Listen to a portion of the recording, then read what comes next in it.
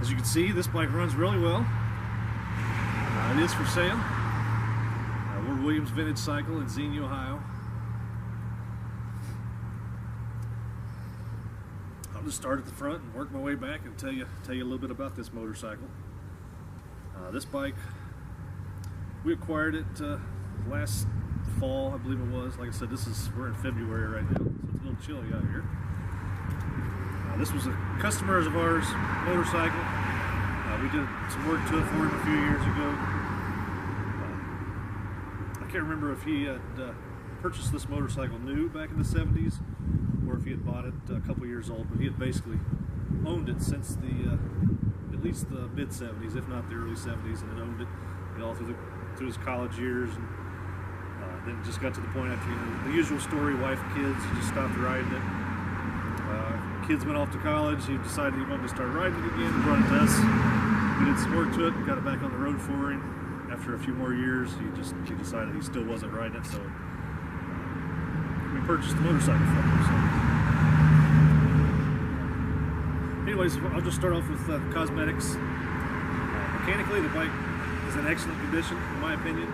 Cosmetically, this would be an excellent bike if you wanted to do a restoration on it. A lot of guys we always hear, that don't really want to get into the mechanical side of things, but they don't mind doing the cosmetics. This would be a perfect bike for that because it could definitely benefit a lot from the cosmetics. But mechanically, it's a good bike. The chrome on it, it's definitely lived in, I think it was a barn or a garage or something a lot of its life. The chrome on it, I don't know if you can see some of that, but there is a lot of pitting and little rust spots and stuff in the chrome. So from 10 feet away it looks good, but up close it could definitely use a fresh re-chrome on the fender. A lot of the chrome throughout the bike is the same way. Headlight ring not too bad, a couple little pits there.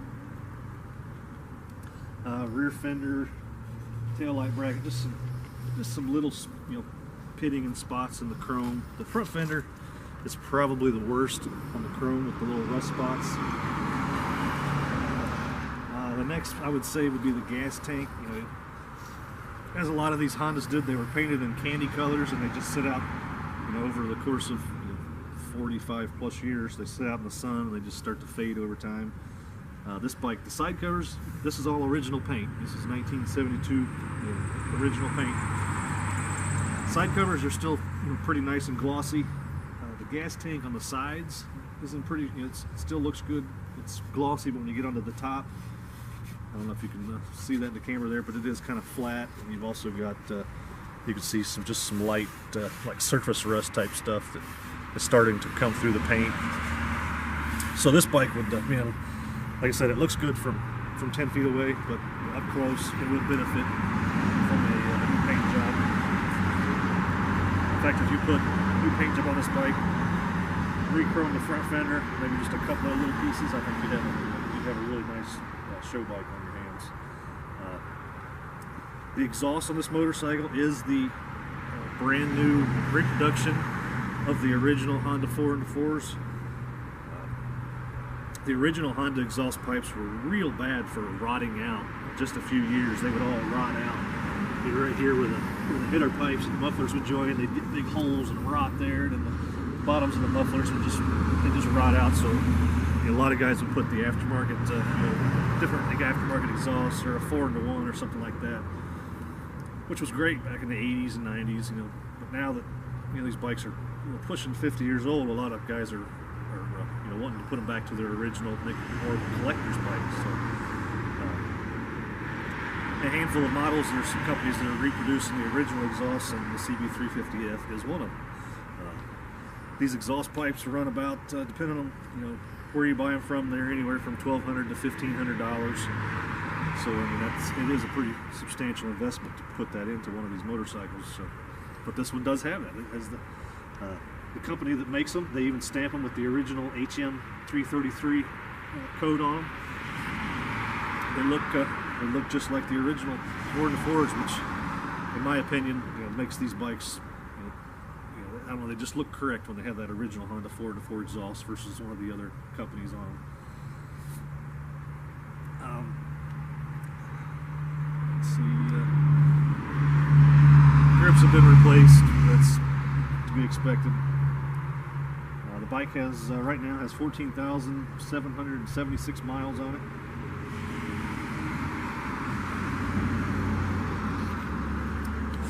Other things about cosmetics. It's got these little brackets here holding the turn signals. I believe the reason that was done is originally there was a grab bar that went around here, and the turn signals would mount to the grab bar. And when we acquired the bike, it had one of those god-awful luggage sissy bar things on it that everybody did back in the 70s for some reason with the luggage rack. So that went in the garbage, but I don't have one of the original grab rails to put the turn signals back on the way that they would have been originally. So just wanted to point that out. It's electric start and kick start. This is back in the air where you can turn the headlight completely off, low, high, off. Everything works on the bike. All your lights, turn signals, horn, charging system. Let's come around the other side. See if there's anything over here. Let you get a view of the other side of it. Same thing, gas tank on this one. The paint, it's got some speckles in the paint, so looks good from a few feet away, but up close, you know, it's definitely not perfect there. What else can I tell you? I guess I'll, as far as cosmetics, I mean, that's pretty much what I can see. Seat's in pretty good shape. It is an original seat cover. No rips or tears in the seat cover. Looks pretty good. The only thing I can say about the seat cover, pretty typical. The seat strap that goes across, the little stitching that's in the seat cover, or in the strap, just wears over time. That's about it. Other than that, the seat cover looks pretty good.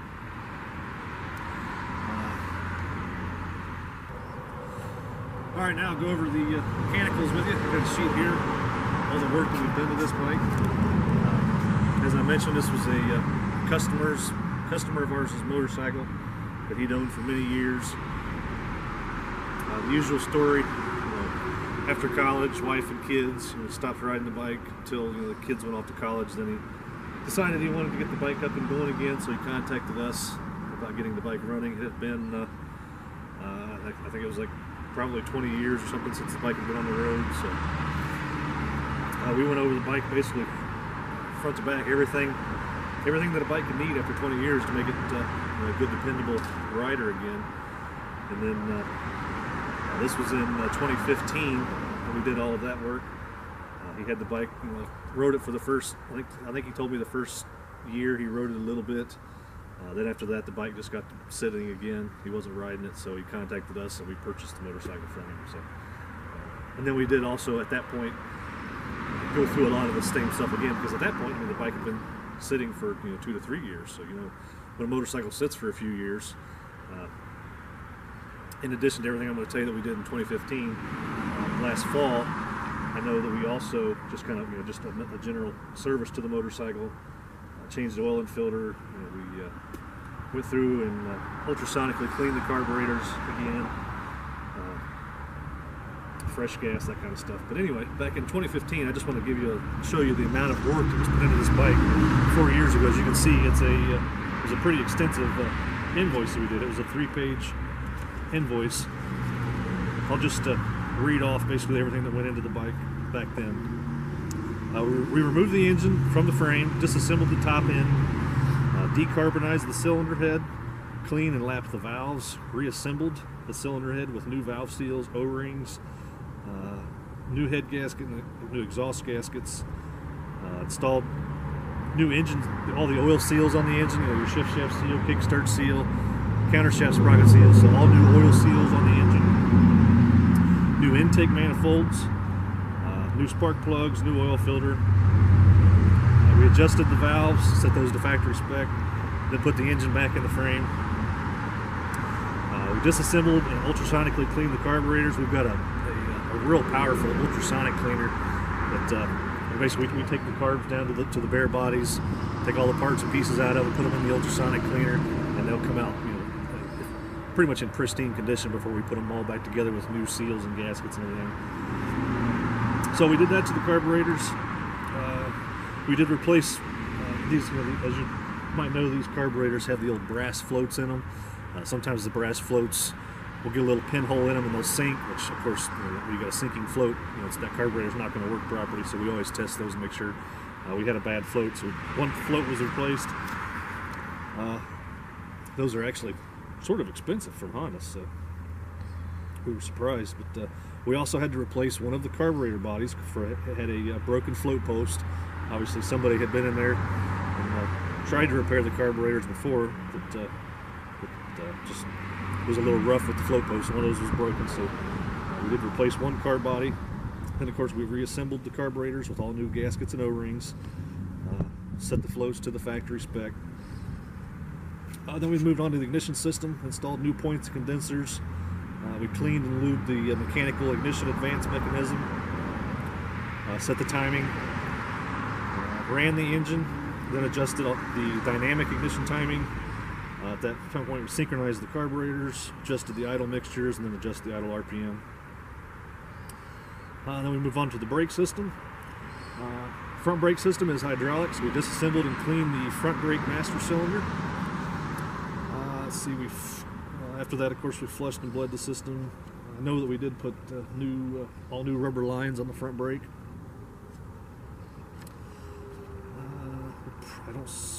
I don't recall if we use new rebuild kits or not. When we get to the parts section, I guess we'll see that there. On the rear brake, of course, it's a drum brake, so it's not as much going on there, but we did disassemble everything, clean it all, lube all the linkage, then adjust it. Installed new tires and tubes, installed a new chain on the bike, new drive chain. On the front forks, we disassembled the front forks. We did find a cracked upper triple tree, which is kind of a common problem on these aluminum triple trees. For some reason on the CB350Fs, we've seen that a few times. Those are actually getting hard to find because I think it was kind of a common problem. They would just get a chunk of them would just crack off right here. So we did replace found a good used upper triple tree and replaced that. Rebuilt the front forks, new fork seals, fresh fork oil. And here it is, installed all new front brake lines. That's in the fork section. As I mentioned before, then we installed the new exhaust system with all new exhaust gaskets and clamps, and there's little rubber interconnects to go between the pipes. Those are new. As you can imagine, after 20 years of sitting in the fuel tank, the fuel was just nasty. The inside of the tank had some rust, so we drained and flushed the fuel tank. We chemically removed the rust and then etched and resealed the interior of the tank. We use if we can avoid it, we try not to do a reseal on the tank. We like to just get the rust out, then run filters and have it down to a bare metal, but sometimes the rust gets too bad, you just don't have any other option. We've had, over the years, the Cream brand was a really big brand. Personally, back in the early days, we'd tried those a few times. We just never really had good results with the Cream. They would fail after a short period of time. So we've tried several different brands of fuel tank sealers over the years.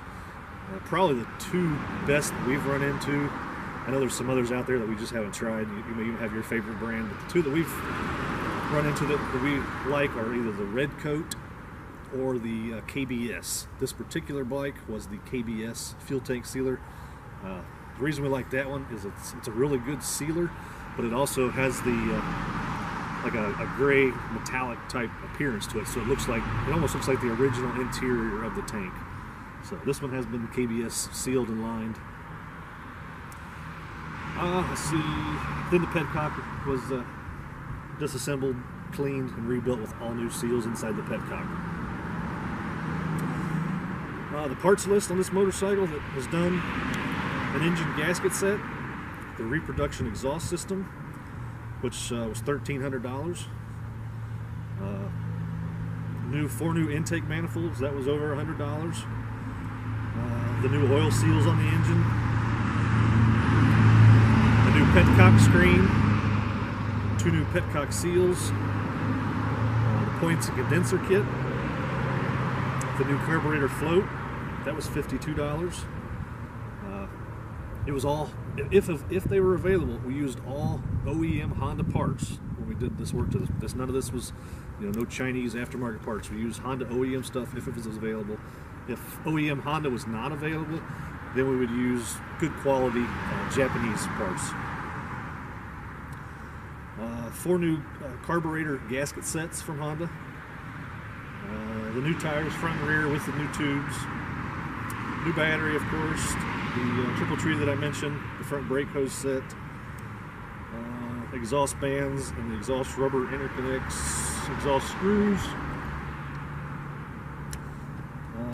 Muffler brackets. Those were a little pricey. That was $150 for the muffler brackets, because when you buy the reproduction exhaust, it does not come with the brackets to hang it.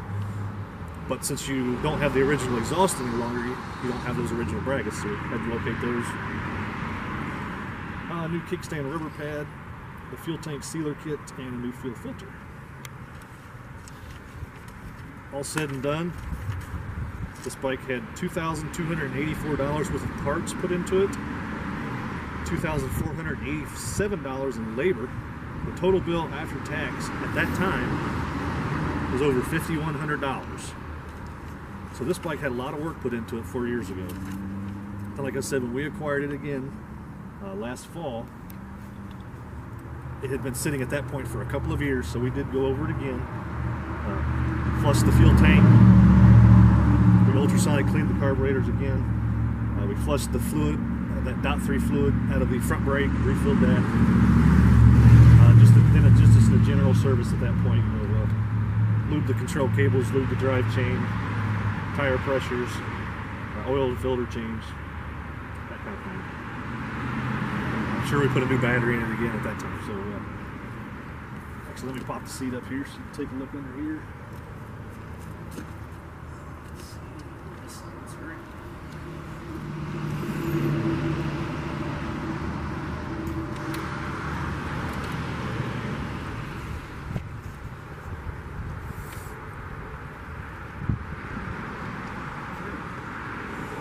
Take a look here. That's one of the things I should have popped this up. It does have the original toolkit. This is kind of rare that the bike will still have all this in it. But like I said, the bike had been with this single owner for a long time. So we got the original toolkit, the original cover that goes over all that. I mean, how many 1972 bikes still have that? Original owner's manual. And of course the little tray that holds it. And as you can see, the air box and the new battery down inside those. Kind of neat.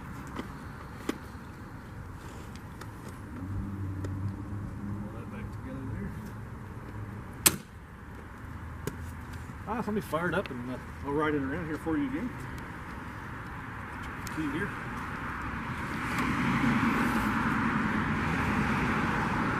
Like most Hondas of this era, the key kind of goes in down here on the left lower side. It was a real popular mod back in the 70s. You'll see a lot of them. The guys didn't like the key down here, so they had this little triangle shaped bracket and move the ignition switch up here. I like them original, so if we get bikes in that have that, we usually move them back down to the original spot.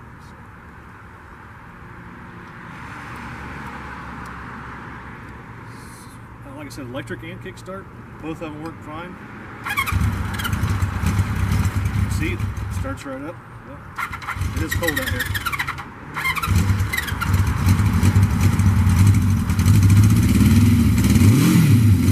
About 32 degrees today, so it's a little cold for the bike. It'll take a minute to warm it up.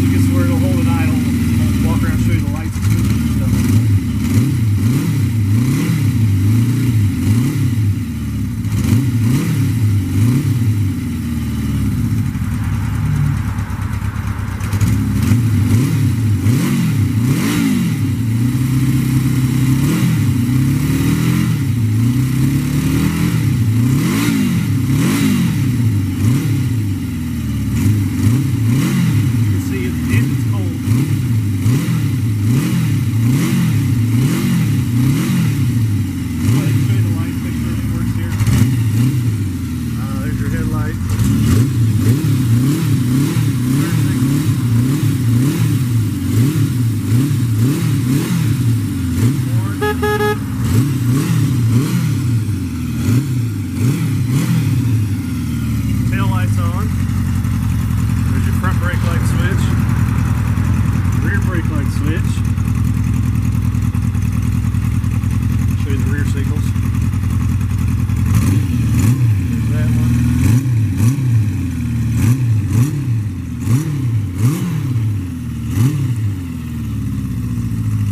Take it on a little drive here.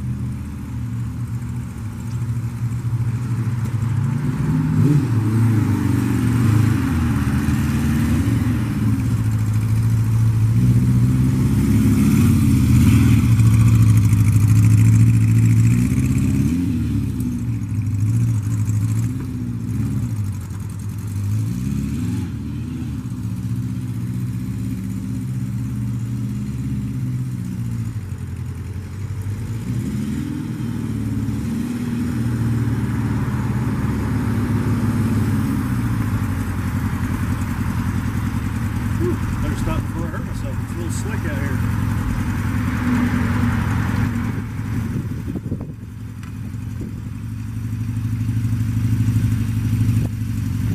But there it is.